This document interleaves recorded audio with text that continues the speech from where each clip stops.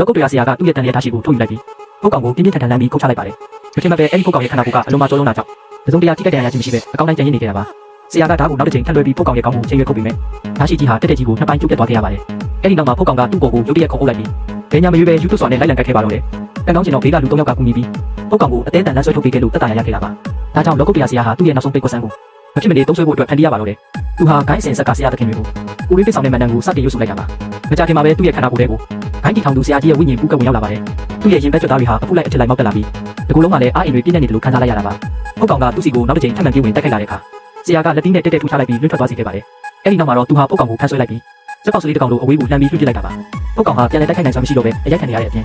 နောက်ဆုံးမှာတော့ခုခံဖို့ပါလက်လျှော့ပြီးဆရာရဲ့စွမ်းအားကိုအညံ့ခံလိုက်ရပါတယ်။ဖုတ်ကောင်ဟာအလွန်မင်းကြောက်လန့်သွားခဲ့ပြီးအခန်းထောက်တနေရာမှာပဲတက်ပြီးတော့တွန်းဆုတ်နေခဲ့တာပါ။ဒါပေမဲ့ရုတ်တရက်ဆိုသလိုလောကုတ်တရားဆရာဟာခံခွဲစက်တစ်ခုကိုမတော်တဆသွားပြီးနင်းမိသွားခဲ့ပါတယ်။သူ့ရဲ့ခန္ဓာကိုယ်ကြီးဟာလေးလျှော့လိုက်တဲ့ဘောလုံးတစ်လုံးလိုမျိုးချက်ချင်းပဲပြတ်ချက်ပြီးအားရင်တွေကုန်ခန်းသွားခဲ့တာပါ။ဒါကိုမြင်လိုက်ရတဲ့ဖုတ်ကောင်ဟာလည်းယုံကြည်မှုတွေချက်ချင်းပြန်ရလာပြီးပြန်လည်တိုက်ခိုက်ဖို့အတွက်အစဉ်သင့်ပြင်ဆင်ပါတော့တယ်။ဆရာကမြေပြင်ပေါ်ကနေပြန်ထားလိုက်ပြီးဆရာသခင်ရဲ့ဝိညာဉ်ကို